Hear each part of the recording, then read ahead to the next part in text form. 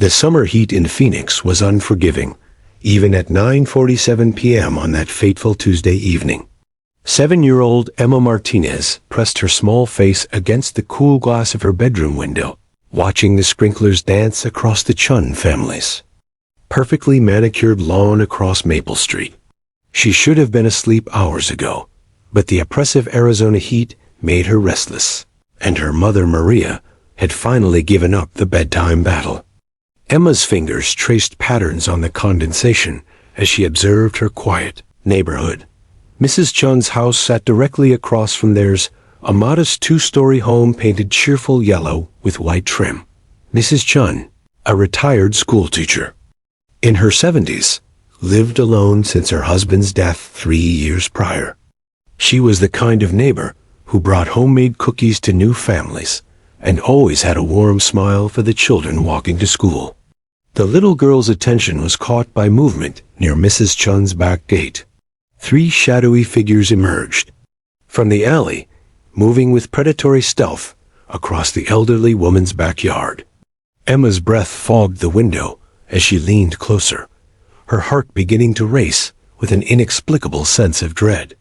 What happened next would haunt Emma's dreams for months to come. The largest of the 3 men kicked open Mrs. Chun's back door with violent force. The sound of splintering wood carried across the quiet street like a gunshot.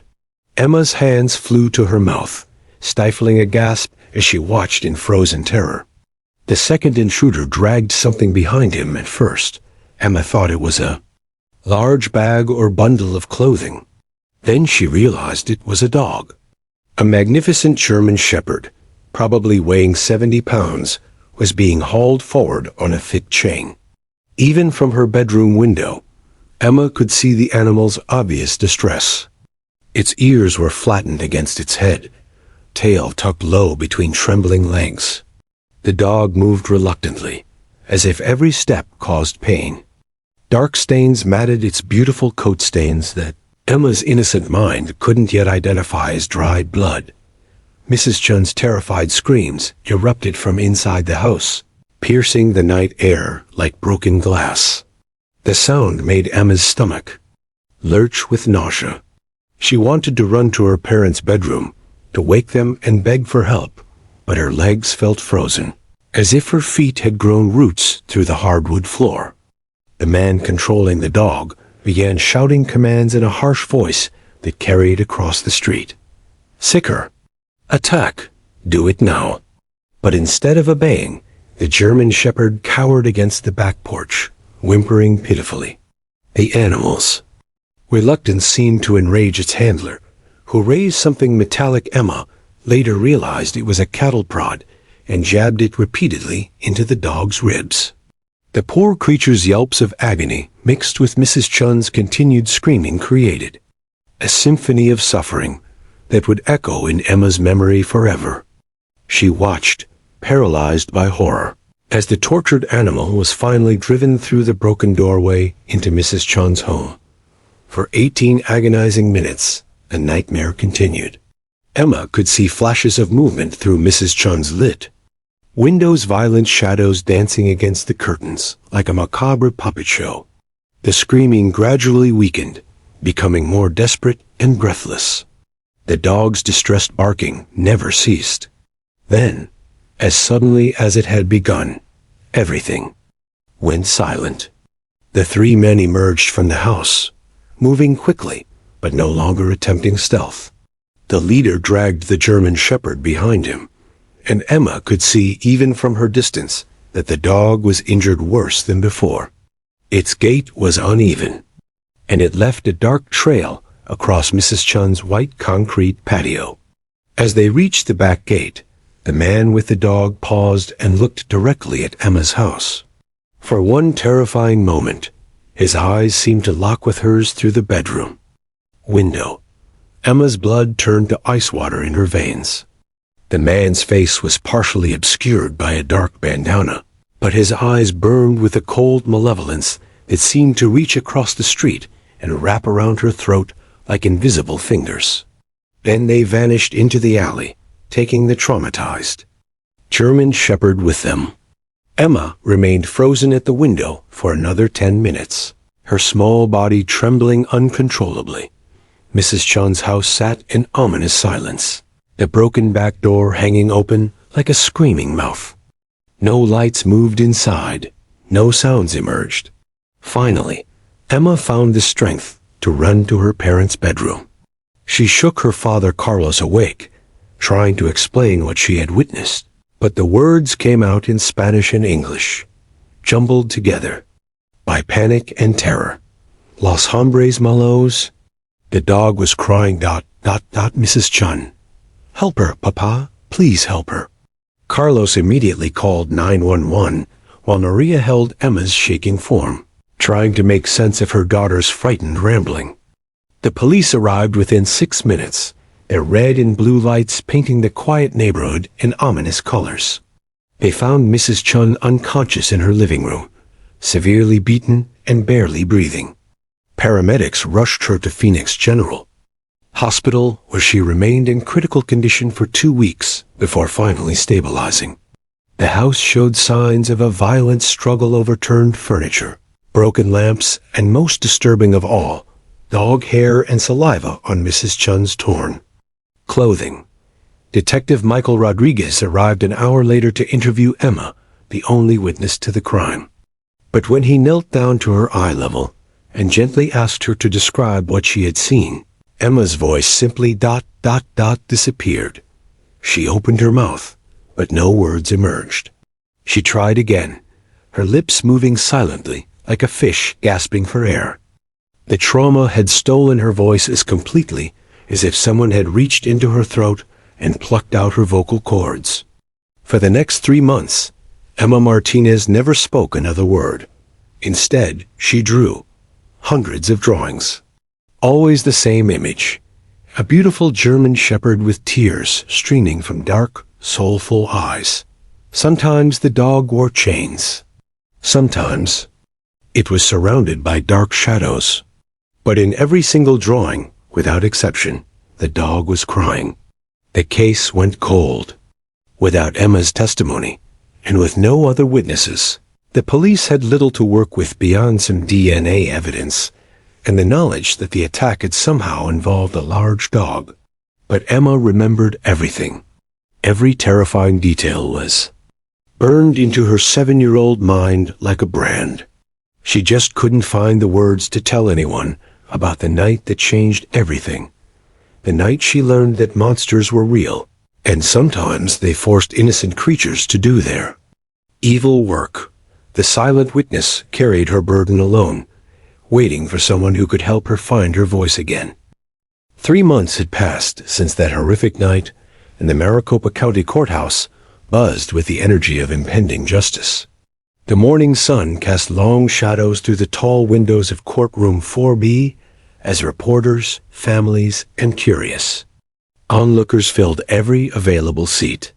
Today marked the beginning of what the Phoenix Tribune had dubbed the Silent Witness Trial, the case that had captivated the entire city.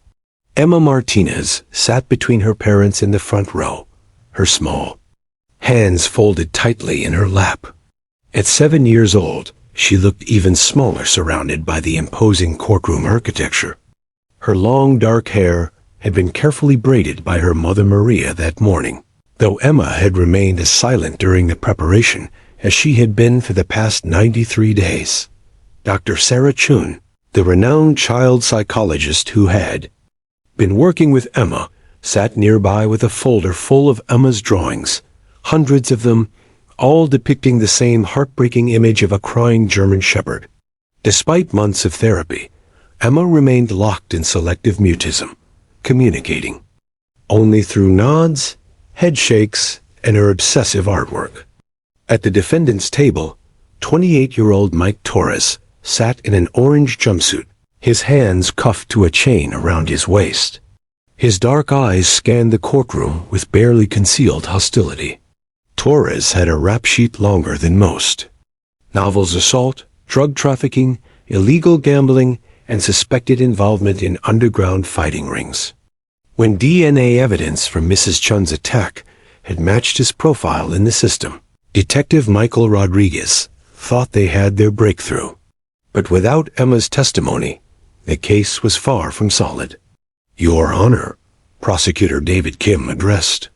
"Judge Patricia Hawkins, the state is ready to proceed, pending our key witness's ability to testify."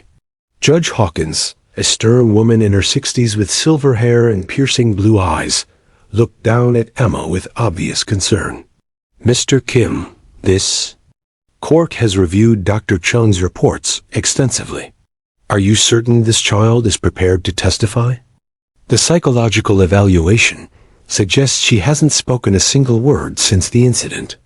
Emma's father, Carlos, squeezed his daughter's hand gently. He and Maria had agonized over this decision for weeks. Their vibrant, chatty little girl had become a shadow of herself, jumping at sudden noises, having nightmares every single night, and drawing those same tear-filled dog eyes with an obsession that frightened them both. Defense attorney Sarah Williams, a sharp-dressed woman with calculating eyes, stood up smoothly. "Your Honor, I object to putting this traumatized child on the stand at all. She clearly cannot provide reliable testimony in her current psychological state. This is nothing more than prosecutorial theater designed to manipulate the jury's emotions." The courtroom erupted in murmurs as families and reporters whispered their opinions. Emma shrank deeper into her seat, overwhelmed by the attention and noise. Maria wrapped a protective arm around her daughter's shoulders, whispering soothing words in Spanish that Emma couldn't quite hear over the pounding of her own heartbeat. Judge Hawkins banged her gavel firmly. "Order! This court will maintain." Her words were interrupted by a sudden commotion at the courtroom's rear doors. Officer Tom Bradley burst through, his face flushed and urgent, speaking rapidly into his radio. Behind him, straining against a leash with professional alertness, was Rex, a magnificent German shepherd with intelligent brown eyes and a perfectly groomed coat bearing the Phoenix Police Department K9 unit insignia. "I apologize for the interruption, Your Honor," Officer Bradley called out, slightly breathless. "We received a bomb threat called in specifically for this courtroom. Rex needs to conduct an immediate sweep of the premises." The courtroom fell into tense silence as bailiffs began evacuating people toward the exits. Emma, however, didn't move. She sat transfixed, staring at Rex with an expression no one had seen on her face in 3 months: wonder, recognition, and something that looked almost like relief. Rex, trained to focus on his duties, nevertheless seemed to sense something unusual about the little girl in the front row. His ears perked forward, and he tilted his head slightly, studying Emma with the intuitive intelligence that made him one of the department's most valued K9 officers. "Emma, Mia, we need to go," Carlos said gently, trying to guide his daughter toward the exit. But Emma remained rooted in place, her dark eyes locked on Rex's gentle brown ones. For the first time in months, her face showed something other than fear or emptiness. Slowly, almost imperceptibly, she began to mouth a single word. Officer Bradley noticed the little girl's intense focus on his partner. Despite the urgency of the bomb threat, something made him pause. Rex, meanwhile, had completed his initial assessment and determined there was no immediate explosive threat, but he seemed reluctant to leave the courtroom. "Good dog," Emma whispered. The words were barely audible, like a breath of wind through autumn leaves, but everyone in the immediate vicinity froze. Maria gasped, her hand flying to her mouth. Carlos felt tears spring to his eyes. Dr. Chun quickly pulled out her notebook, documenting this monumental breakthrough. Rex's tail wagged once, as if acknowledging Emma's first words in 3 months. The highly trained police dog seemed to understand that something significant was happening, even if the humans around him were still processing it.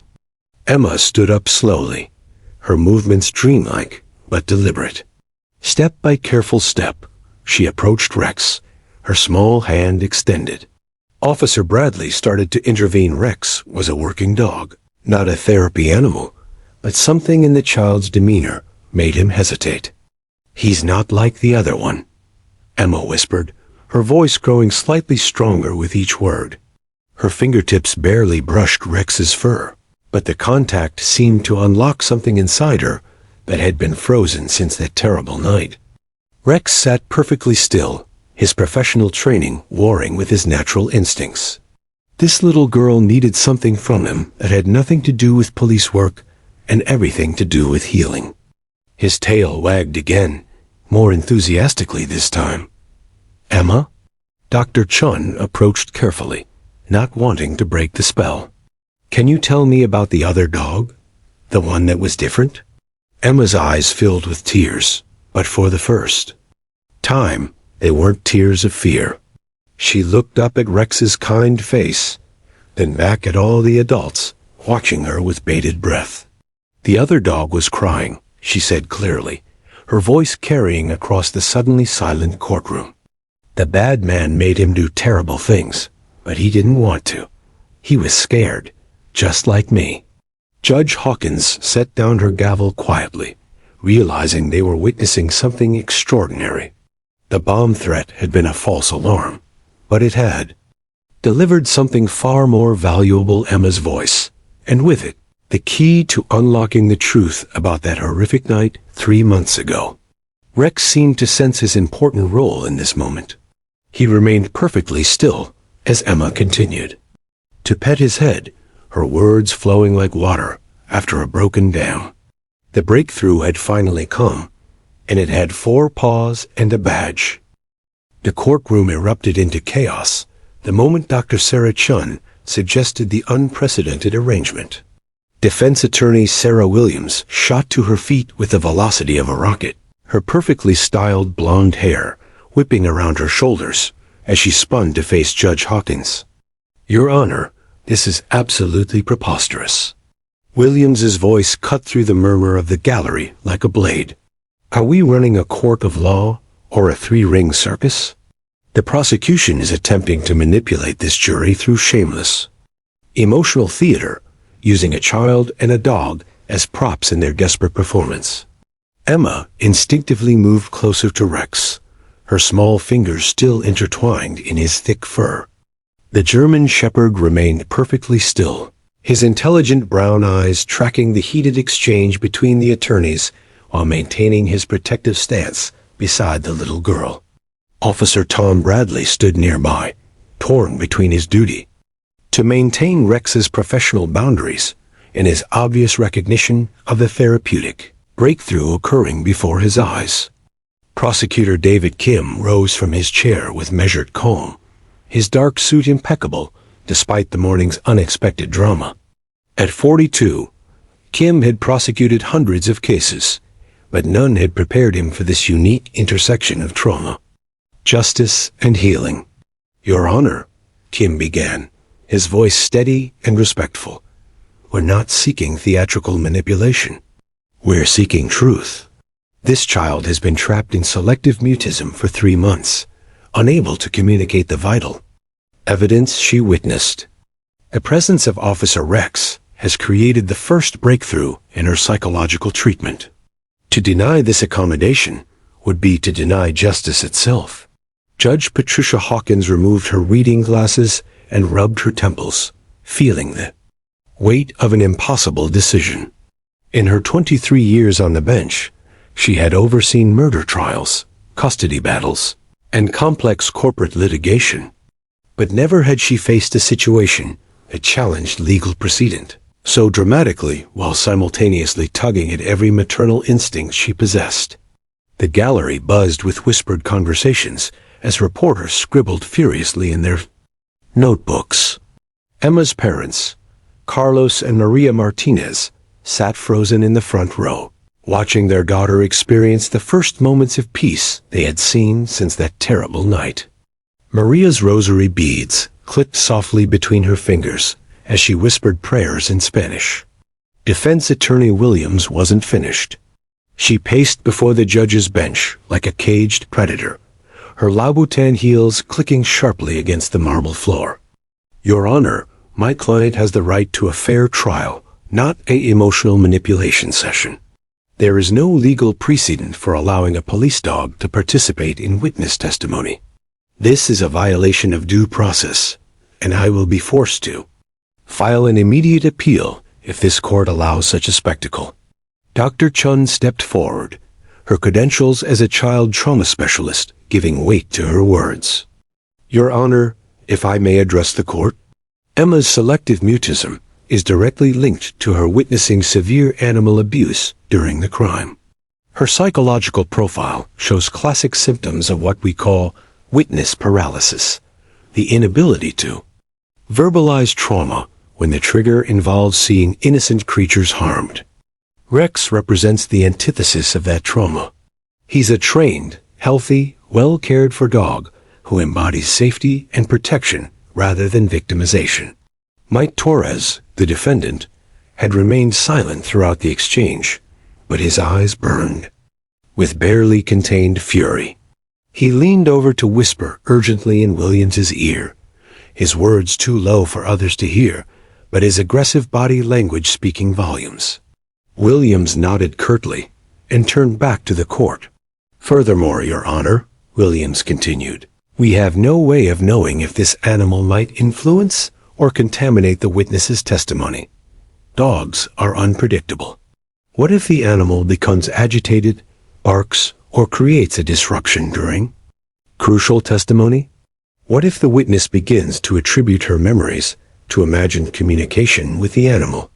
This is a dangerous precedent that could undermine the integrity of our entire judicial system. Officer Bradley finally spoke up, his voice carrying the authority of 15 years in law enforcement. Your Honor, if I may, Rex is a highly trained professional with over 200 successful operations. He's been in courtrooms before during K-9 demonstrations and has never shown inappropriate behavior. His training includes remaining calm and still in high-stress situations. If the court permits, I would personally guarantee his professional conduct throughout any proceedings. Emma, who had been quietly listening to the adult debate about her future, suddenly looked up at Judge Hawkins with eyes that seemed far too old for her 7-year-old face. In a clear voice that carried across the now silent courtroom, she said, Please, Judge Lady? Rex makes the scary pictures in my head go away. Without him, I can't remember the words. The simple, heartbreaking plea from Emma struck the courtroom. Like lightning, several jurors visibly wiped their eyes, and even court reporter Janet Mills paused her typing to reach for a tissue. Judge Hawkins felt her professional reserve cracking as she looked down at the small girl who had endured so much. Williams made one final attempt. Your Honor, children are highly suggestible. This entire situation is prejudicial to my client's case. The jury will be unduly influenced by the emotional manipulation of seeing a traumatized child comforted by a heroic police dog. It's a classic David and Goliath narrative designed to bias them against Mr. Torres before any evidence is even presented. Judge Hawkins stood, causing the entire courtroom to fall silent. She walked to her window overlooking downtown Phoenix, gathering her thoughts while the desert sun cast long shadows across her chambers. The weight of legal precedent warred with the obvious needs of a traumatized child, and the potential ramifications of either decision could affect countless future cases. After what felt like an eternity, Judge Hawkins returned to her bench. She picked up her gavel, its weight somehow heavier than usual, and looked directly at Emma, who was still gently stroking Rex's head. This court has reviewed similar cases involving comfort animals in therapeutic settings, she began, her voice carrying absolute authority. While unprecedented in criminal testimony, the Supreme Court has consistently held that the primary obligation of any court is to seek truth and provide fair access to justice for all parties, including child witnesses with special needs. She paused, scanning the faces of everyone present, the hopeful prosecution, the outraged defense, the anxious family, and most importantly, the little girl whose courage had brought them all to this moment. After careful consideration of all arguments presented, this court finds that the presence of K-9 Officer Rex during Emma Martinez's testimony serves the interests of justice by providing necessary accommodation for a traumatized witness. However, strict protocols will be established. Rex will remain silent and still. Officer Bradley will maintain complete control, and any disruption will result in immediate removal. The gavel came down with finality. Rex stays. We'll reconvene tomorrow. Morning at 9 a.m. for testimony. Court is adjourned. As the courtroom exploded with excited chatter from reporters and spectators, Emma looked up at Rex with a smile, her first real smile in 3 months. The battle for justice was just beginning, but for the first time since that terrible night, she wouldn't face it alone. The Martinez family returned home from court that evening to a house that felt different, somehow charged with both hope and apprehension. Emma had spoken more words in one day than she had in the previous 3 months combined, but Maria couldn't shake the feeling that their daughter was still carrying secrets too heavy for her small shoulders. While Carlos fielded calls from reporters and prepared dinner, Maria decided to check on Emma's room.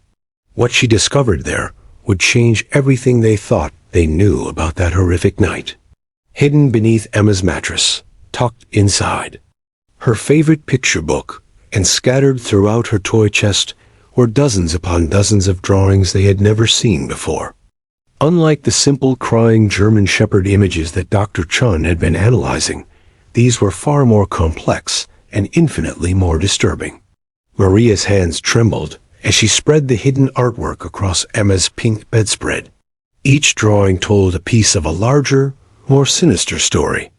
In one image, 2 German shepherds sat side by side, one wearing what looked like a police badge and smiling, while the other cowered in chains, its body covered in dark scribbles that Maria realized with horror were meant to represent wounds.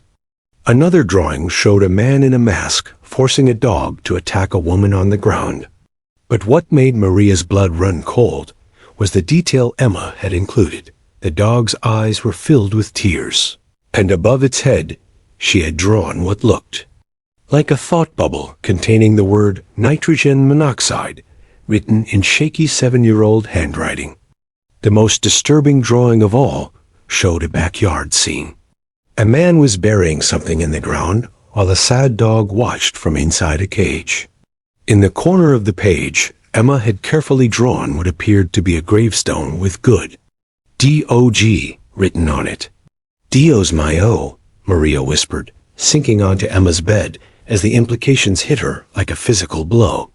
She called out for her husband with urgency that made Carlos drop his wooden spoon and rush upstairs.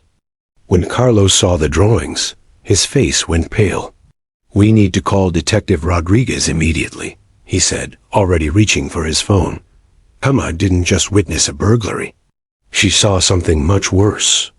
20 minutes later, Detective Michael Rodriguez stood in Emma's bedroom, studying the hidden artwork with the trained eye of someone who had seen humanity's darkest corners. At 38, Rodriguez had worked gang crimes, domestic violence, and organized crime cases. But these child's drawings revealed a criminal operation that went far deeper than anyone had imagined. "This isn't random violence," Rodriguez said, grimly, photographing each drawing with careful precision. "These images suggest an organized dogfighting ring. Look at this one." He pointed to a drawing showing multiple dogs in cages, with numbers written above each one. "She's drawn betting numbers." And this, he indicated another drawing showing men exchanging money while dogs fought in a circle. "She witnessed more than we thought." Dr. Chun arrived within the hour, her expertise in child psychology crucial for interpreting Emma's artistic testimony. "Children process trauma through repetitive imagery," she explained to the gathered adults. "But Emma's drawings show progressive revelation. She's been slowly working through layers of memory, each drawing helping her access deeper parts of what she witnessed." The most chilling discovery came when Dr. Chon found a drawing hidden inside Emma's pillowcase, one that showed a man's face clearly, without the mask that had obscured the perpetrator's identity in all her other artwork. Emma had drawn every detail: the scar across his left cheek, the tattoo on his neck, even the specific pattern of his gold teeth. She's been protecting herself, Dr. Chon realized. Selective mutism is often the mind's way of keeping dangerous information locked away until it's safe to reveal it. But her subconscious has been processing and storing every detail. Detective Rodriguez compared the facial features in Emma's drawing to Mike Torres' booking photo. The resemblance was unmistakable, but there were additional details that suggested Emma had seen Torres in other context, details that could only have come from repeated observation. I think Emma witnessed more than just that one night, Rodriguez concluded. These drawings suggest she may have seen Torres and his operation multiple times before the attack on Mrs. Chun. The level of detail about the dogfighting setup isn't something she could have observed in a single incident. Carlos ran his hands through his hair, overwhelmed by the realization that his daughter had been carrying this massive secret. But why Mrs. Chun? What was her connection to all this? Dr. Chun studied the drawings more carefully, noting details that others might have missed. Look at this drawing here. It shows Mrs. Chun taking photos with a camera. And this one shows her talking on a phone while looking at something in her backyard. I think Mrs. Chun discovered their operation somehow and was trying to document it or report it. The pieces began falling into place with horrifying clarity. Mrs. Chun, a retired schoolteacher known for her evening walks around the neighborhood, had likely stumbled upon the dogfighting operation. Her habit of tending to her garden late at night would have put her in the perfect position to witness illegal activities in the surrounding area. Torres and his associates weren't burglarizing Mrs. Chun, Rodriguez said grimly. They were silencing a witness. Emma just happened to be watching when they came to eliminate the threat. As the adults continued their investigation, Emma appeared in her bedroom doorway, drawn by the serious voices and the sight of her hidden drawings spread across her bed. She looked at the adults' grave faces, then at Detective Rodriguez's camera, capturing images of her artwork. "I knew you would find them," she said quietly, her voice steady despite the magnitude of what she was revealing. "Mama, I drew them so I wouldn't forget. The bad man said nobody would believe a little girl, but I knew if I drew everything, someone would understand." Maria knelt down and pulled Emma into her arms, tears streaming down her face. "Me Amor, you were so brave to remember everything. You're helping catch the bad men and save the other dogs." Emma looked up at her mother with eyes that held wisdom far beyond her years. "Rex told me it was okay to show the pictures now. He said the good dogs always help catch the bad people." Detective Rodriguez felt a chill run down his spine. Emma's drawings didn't just solve one crime. They revealed an entire criminal network that had been operating in their city for months, possibly years. And tomorrow, with Rex by her side, this extraordinary little girl would help bring them all to justice. But first, they needed to find where Torres had buried the evidence and how many other innocent animals were still trapped in his operation. The real investigation was just beginning. The morning air in Courtroom 4B crackled with electric tension as Emma Martinez walked slowly down the center aisle, her small hand resting on Rex's broad shoulders. Every eye in the packed gallery followed their unprecedented procession. 7-year-old girl and a German Shepherd police dog, united in their mission to seek justice. Emma wore her favorite yellow dress, the one with sunflowers that her grandmother had brought from Mexico. Maria had braided her long dark hair with extra care that morning, weaving in a small silver ribbon for courage. Despite her outward composure, Emma's heart hammered against her ribs like a caged bird, and only Rex's steady presence kept her legs from collapsing beneath her. The witness stand had been specially modified overnight. Court maintenance had installed a small step stool and added extra space beside the chair where Rex could lie comfortably within reach of Emma's hands. Officer Tom Bradley positioned himself nearby, his trained eyes monitoring both his canine partner and the courtroom for any signs of disturbance. Judge Patricia Hawkins observed the scene with a mixture of professional skepticism and maternal concern. In 23 years on the bench, she had never witnessed anything quite like this. The unprecedented nature of allowing a police dog during testimony had already generated national media attention and prompted calls from legal scholars across the country. Prosecutor David Kim approached the witness stand with gentle deliberation, his years of experience working with traumatized victims evident in every measured movement. He had spent hours the previous evening with Dr. Chun, learning the specific phrases and techniques that would help Emma access her memories without re-traumatizing her. "Good morning, Emma," Kim said softly, his voice carrying warmth that seemed to ease the tension in her small shoulders. "Thank you for being so brave today. Can you tell the jury your name and how old you are?" Emma's fingers found Rex's soft fur, drawing strength from his calm breathing. "My name is Emma Sofia Martinez, and I'm 7 years old. I'll be 8 next month." Her voice was barely above a whisper, but the courtroom's excellent acoustics carried every word to the packed gallery. "Emma, do you remember the night when you saw something scary happen to Mrs. Chun?" At the mention of that terrible evening, Emma's breathing quickened. Rex sensed her distress immediately and shifted slightly, placing his large head closer to her hand. The simple gesture seemed to ground her, and she nodded slowly. "I was looking out my bedroom window because it was too hot to sleep. I saw 3 bad men go into Mrs. Chun's backyard." Emma's voice grew stronger as she continued, as if Rex's presence was unlocking the words that had been trapped inside her for months.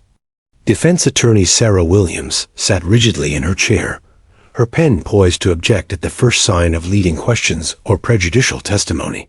Mike Torres, the defendant, leaned forward intently, his dark eyes boring into Emma with an intensity that made several jurors visibly uncomfortable.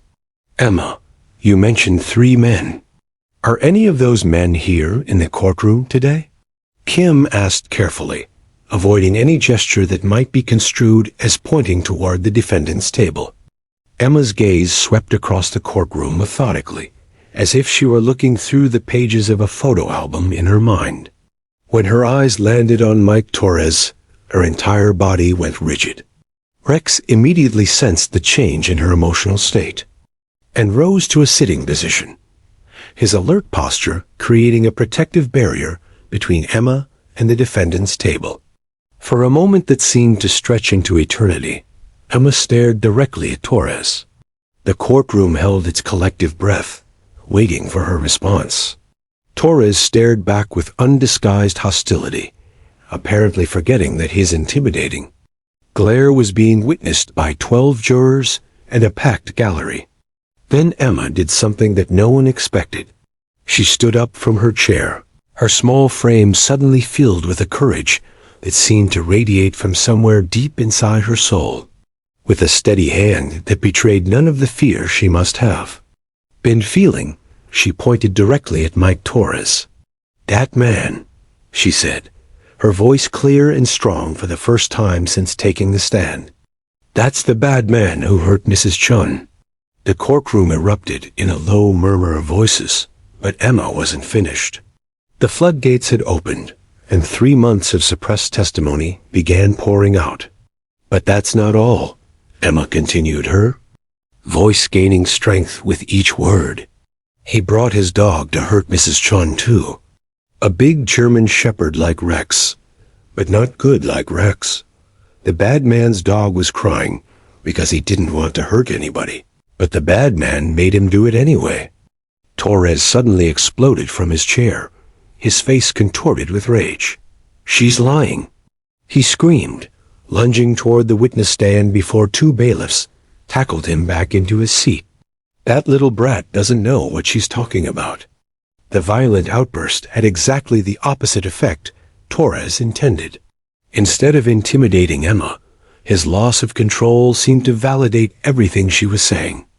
Rex growled low in his throat, the first sound he had made since entering the courtroom, and positioned himself more protectively in front of Emma. Judge Hawkins banged her gavel repeatedly, calling for order, but Emma continued speaking as if Torres' outburst had somehow liberated her from the last of her fear. Rex told me it's okay to tell the truth now, Emma said, looking down at the police dog with absolute trust.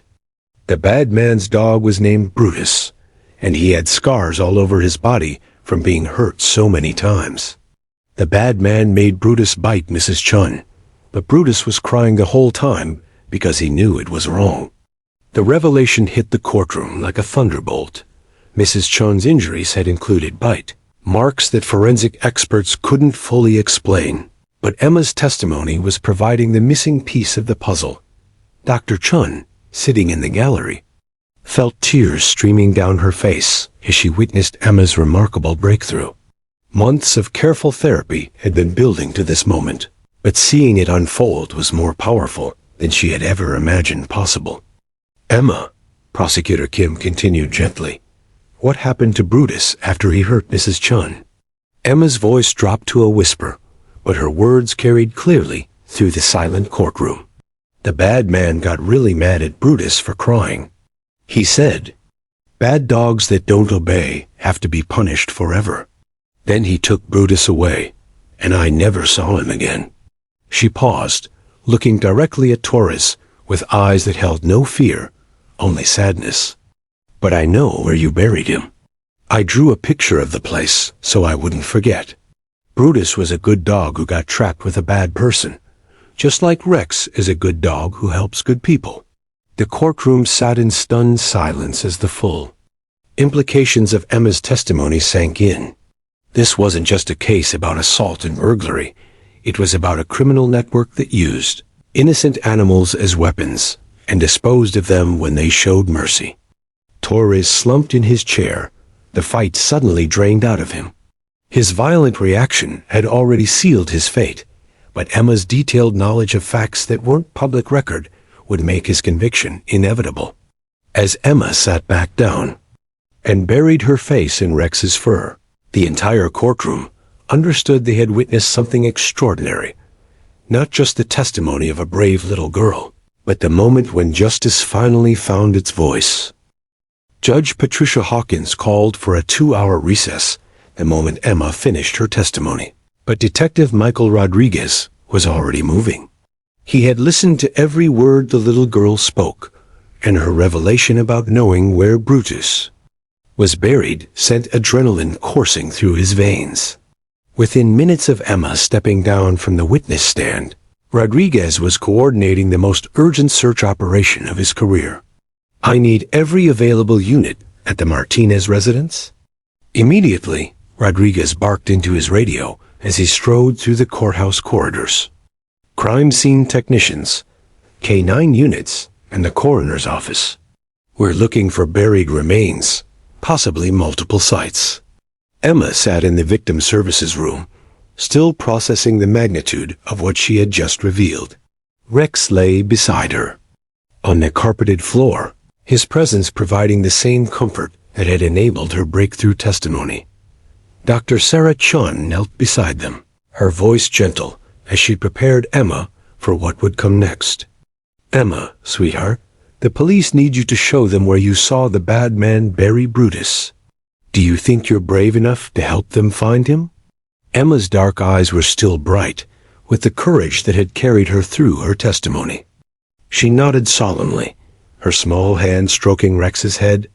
"Brutus was a good dog. He deserves to have people know he tried to be good, even when the bad man hurt him." 20 minutes later, a convoy of police vehicles descended upon the quiet residential neighborhood where Emma lived. News vans followed close behind, their satellite dishes extending toward the sky like mechanical sunflowers seeking signal. Neighbors emerged from their houses, drawn by the unusual activity, and whispered rumors about what the little Martinez girl had revealed in court. Emma walked between her parents, Maria and Carlos flanking her like protective shields against the gathering crowd. Officer Tom Bradley kept Rex close beside Emma, the dog's presence more crucial now than ever, as they prepared to confront the physical evidence of the trauma she had witnessed.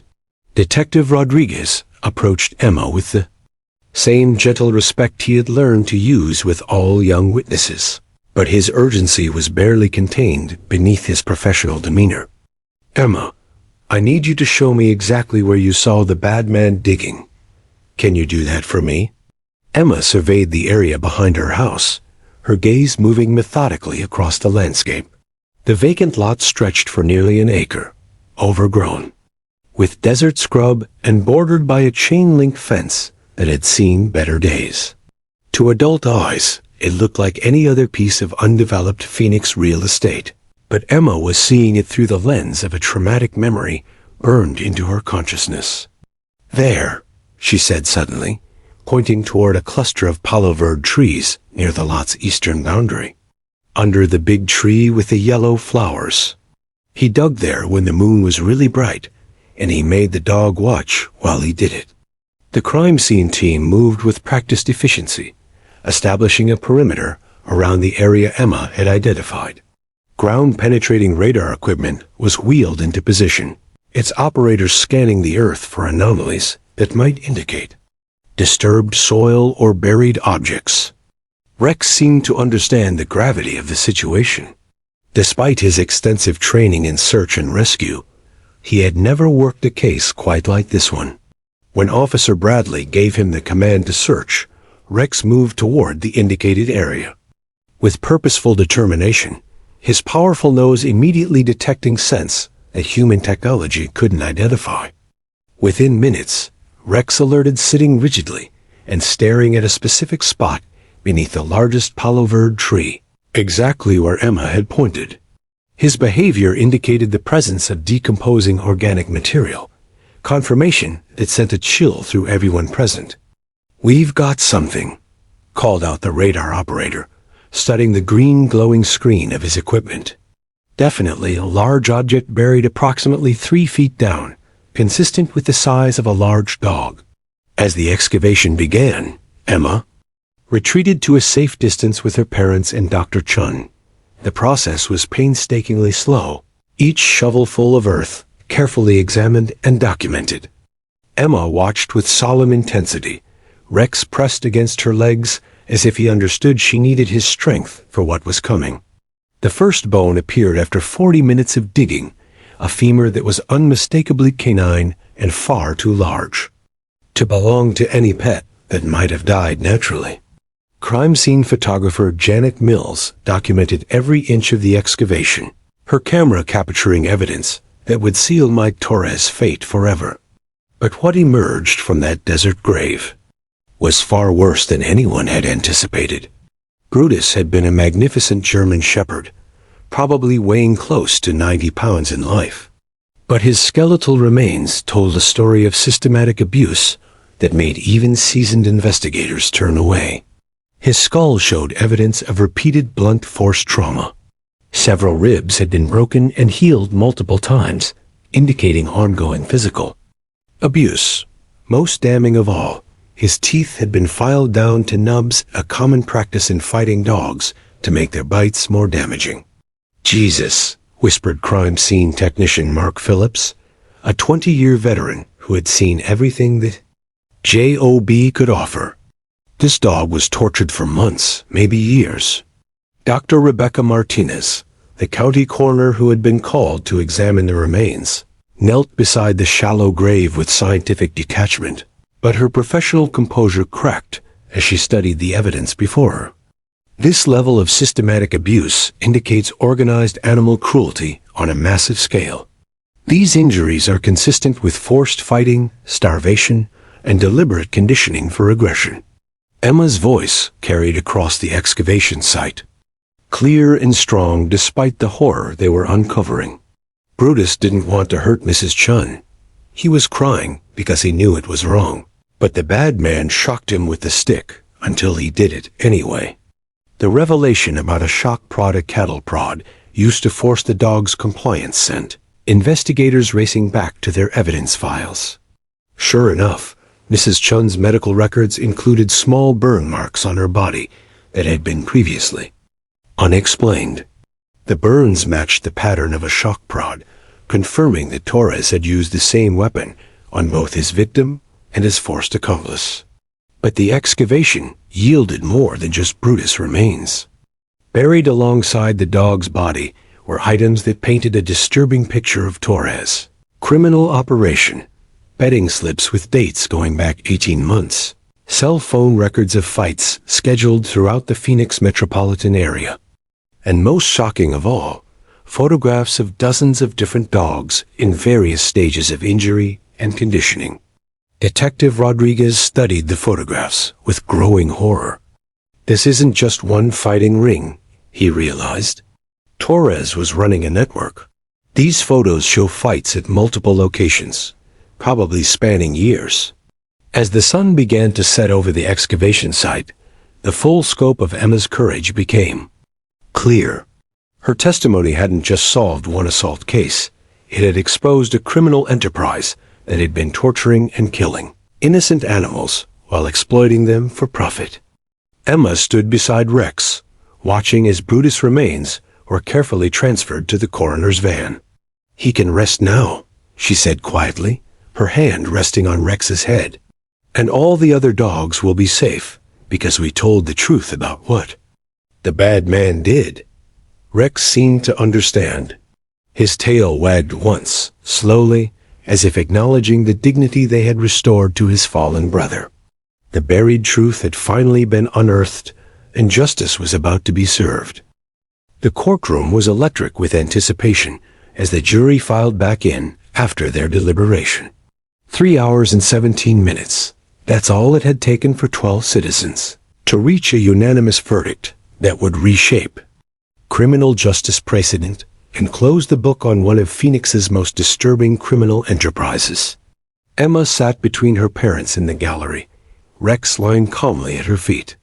The past week had been a whirlwind of additional testimony, expert witnesses, and evidence presentation. The excavation of Brutus' remains had triggered a massive FBI investigation that uncovered a multi-state dogfighting network generating over $2 million in illegal gambling revenue annually. Mike Torres looked haggard and defeated at the defendant's table. His expensive defense attorney, Sarah Williams, had done everything possible to discredit Emma's testimony, but the physical evidence had been overwhelming. Forensic analysis of Brutus' remains, the photographs found buried with him, and DNA evidence from 12 crime scenes across Arizona, Nevada, and California had built an ironclad case. Judge Patricia Hawkins called the courtroom to order, her voice carrying the weight of history. "Ladies and gentlemen of the jury, have you reached a verdict?" The jury foreman, a retired firefighter named Thomas Chun, stood with a piece of paper that would change everything. "We have, Your Honor." Emma reached down to touch Rex's head, drawing strength from his steady presence as she had throughout this entire journey. The German shepherd's calm breathing helped slow her racing heart as the moment of truth arrived. "On the charge of aggravated assault in the first degree, how do you find?" "Guilty, Your Honor." The word hung in the air like thunder. Maria Martinez felt tears spring to her eyes as she squeezed Emma's small hand. "On the charge of home invasion, how do you find?" "Guilty, Your Honor." "On the charges of animal cruelty in the first degree, 18 counts, how do you find?" "Guilty on all counts, Your Honor." Emma's eyes widened. She hadn't realized there were so many other dogs like Brutus, 18 innocent animals who had suffered and died because of Torres' cruelty. "On the charges of racketeering and operating a criminal enterprise, how do you find?" "Guilty, Your Honor." The final count sealed Torres' fate. Under Arizona's enhanced sentencing guidelines for criminal enterprise convictions, he was facing life without the possibility of parole. The courtroom erupted in subdued applause as victim advocates and animal rights supporters realized that justice had finally been served. Judge Hawkins banged her gavel for order, but even she seemed moved by the moment's significance. "Mr. Torres, please rise for sentencing." Torres stood slowly, his shoulders slumped in defeat. The man who had once terrorized both humans and animals now looked small and broken before the weight of justice. "Mr. Torres," Judge Hawkins began, her voice carrying absolute authority, "your crimes represent some of the most disturbing acts of violence this court has ever encountered. You systematically tortured innocent animals, forced them to commit violence against human beings, and then murdered them when they showed the mercy you yourself lacked." Emma listened intently, understanding that this was the moment when all her courage and Rex's support would finally mean something lasting. "Furthermore," the judge continued, "your intimidation of a child witness during these proceedings demonstrates a callousness that demands the severest punishment available under law. I hereby sentence you to life imprisonment without the possibility of parole, plus an additional 180 years for the animal cruelty convictions." The gavel came down with finality. Mike Torres would never again hurt an innocent creature, human or animal. As Torres was led away in shackles, Emma stood up in the gallery. Her clear voice carried across the courtroom. "Now all the dogs are safe, and Brutus can rest in peace." The courtroom erupted in genuine applause this time. Emma had become more than a witness. She had become a symbol of courage overcoming evil, of innocence demanding justice for the voiceless. But the healing was just beginning. In the weeks following the verdict, Emma's transformation became even more remarkable. The selective mutism that had trapped her for months completely disappeared. She returned to school with enthusiasm, eager to share her experience with classmates who looked at her with newfound admiration.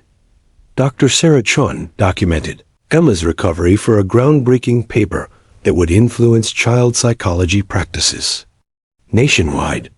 Emma's case demonstrates the profound healing power of feeling heard and believed. Dr. Chun explained to the medical conference in Boston, where she presented her findings. Her connection with Rex provided the emotional safety she needed to process severe trauma and transform from victim to survivor. The legal precedents set by Rex's presence during testimony opened doors for other traumatized children across the country. Within 6 months, 3 other states had passed Emma's law legislation, making therapy animals more accessible for child witnesses in criminal proceedings. Officer Tom Bradley and Rex received commendations from the Phoenix Police Department, the Governor of Arizona, and the National Canine Officers Association. But their most meaningful recognition came from Emma herself, who visited them every Saturday at the police station, bringing homemade dog treats and helping with community outreach programs. Mrs. Chun, fully recovered from her injuries, became a passionate advocate for animal rights legislation. She and Emma often appeared together at fundraising events, their shared trauma having forged an unbreakable bond between the elderly schoolteacher and the brave little girl who had saved her life. The FBI's investigation, triggered by Emma's testimony, led to the rescue of 47 fighting dogs from locations across the Southwest. Most were successfully rehabilitated and placed in loving homes, their lives transformed from instruments of violence into beloved family companions. Emma's parents, Maria and Carlos, watched their daughter's transformation with wonder and gratitude. The quiet, traumatized child who had hidden drawings under her mattress had become a confident, articulate advocate for justice. 6 months after the verdict, Emma stood before the Arizona State Legislature, Rex by her side as always, advocating for stronger animal cruelty penalties. Her testimony helped pass the most comprehensive animal protection laws in the state's history. Bad people try to make good animals do bad things, Emma told the assembled lawmakers, her voice clear and strong. But if we're brave enough to tell the truth, we can protect all the innocent creatures who can't protect themselves. As she spoke, Rex's tail wagged slowly, as if he understood that their partnership had accomplished something truly extraordinary. Together, they had proven that courage comes in all sizes, and that sometimes the smallest voices can create the biggest changes. Justice had been served, but more importantly, healing had begun not just for Emma and Mrs. Chun, but for an entire community that had learned to listen more carefully to those who needed their protection most. 1 year later, the morning sun cast golden rays across the steps of the United States Capitol as 8-year-old Emma Martinez adjusted the small microphone clipped to her yellow dress. Standing beside her, Rex maintained his dignified posture, his police badge gleaming against his perfectly groomed coat. Today would mark the culmination of a journey that had transformed a traumatized little girl into one of the nation's most powerful advocates for the voiceless. The congressional hearing room was packed with lawmakers, media representatives, and animal rights advocates from across the country. Emma had testified before state legislatures, spoken at university conferences, and appeared on national television programs, but today felt different today. Her voice would help shape federal law. The committee will now hear testimony from Ms. Emma Martinez regarding the proposed Federal Animal Cruelty Enhancement Act, announced Chairwoman Senator Patricia Collins, her voice carrying both formality and warmth. Emma, we're honored to have you here today.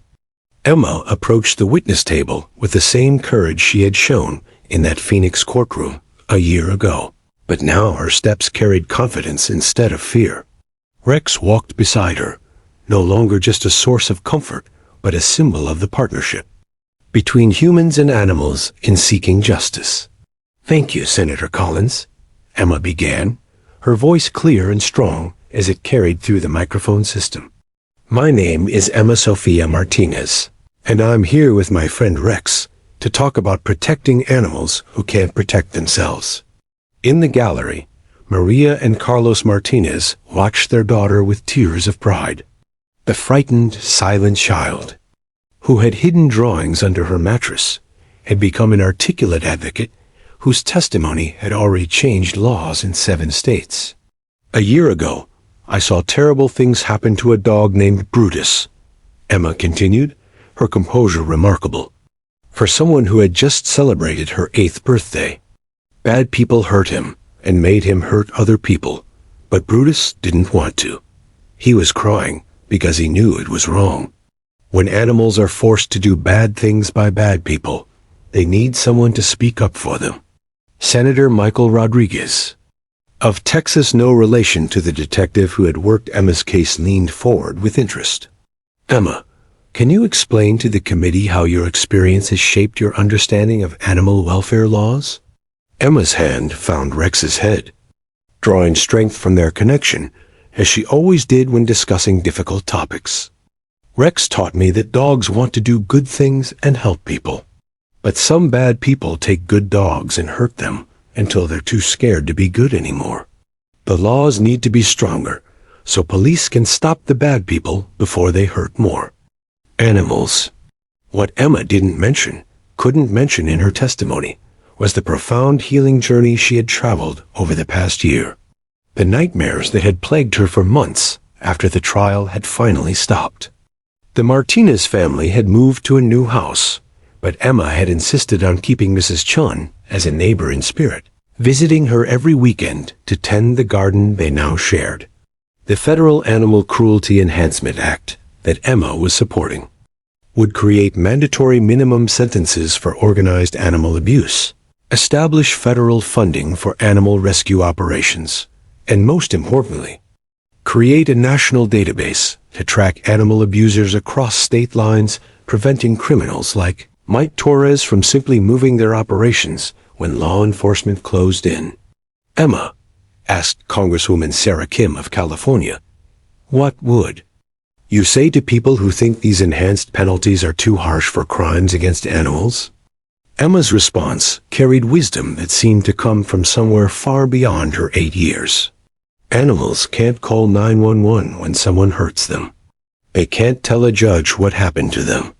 They need people to be their voice, and if the laws aren't strong enough, the bad people will keep hurting them. Her words resonated through the hearing room, reminding everyone present that some of society's most vulnerable members had no voice in their own protection. The hearing continued for another hour, with expert witnesses and legal scholars providing supporting testimony. But Emma's words had already accomplished what years of advocacy had struggled to achieve. They had made the moral case for stronger animal protection laws in terms that no reasonable person could dispute. As the hearing concluded, Senator Collins approached Emma with a warm smile. "Emma, your courage and wisdom have made a profound impact on everyone here today. I believe we'll see this legislation passed within the year, thanks largely to your testimony." But Emma's advocacy work was far from finished. After the Capitol hearing, she and Rex traveled to the National Institute of Justice, where they participated in a groundbreaking study on the therapeutic use of animals in trauma recovery. Dr. Sarah Chun, who had relocated to Washington, D.C. to continue her research, was documenting how Emma and Rex's partnership had revolutionized approaches to helping traumatized children. Emma's case has fundamentally changed how we understand the relationship between human trauma and animal-assisted therapy. Dr. Chun explained to the gathered researchers. Her recovery demonstrates that healing often requires us to think beyond conventional approaches and embrace innovative partnerships.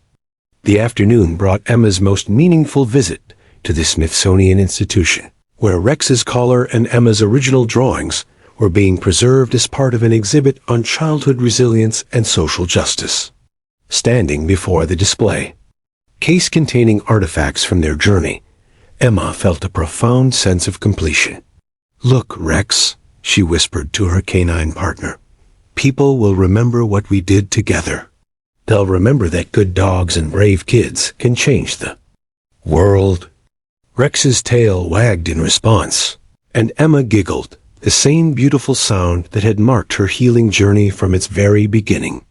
That evening, at a dinner hosted by the Humane Society of the United States, Emma received the organization's highest honor for juvenile advocacy. But more importantly, she met 17 children from across the country who had been inspired by her story to speak up about abuse they had witnessed or experienced. "Being scared is okay," Emma told the group of young advocates. "But being scared doesn't mean you can't be brave. Sometimes the smallest voices make the biggest difference." As the sun set over Washington, D.C., Emma and her family prepared to return to Phoenix, but their work was far from over. The Emma Martinez Foundation for Animal Justice had been established with donations from across the globe, providing funding for therapy animal programs in courtrooms, schools, and hospitals. Rex, now officially retired from active police duty, had become Emma's full-time partner in their advocacy work. Together, they had visited 43 states, testified before dozens of legislative bodies, and helped establish therapy animal programs in over 200 facilities. Back in Phoenix, Mrs. Chun waited with a surprise.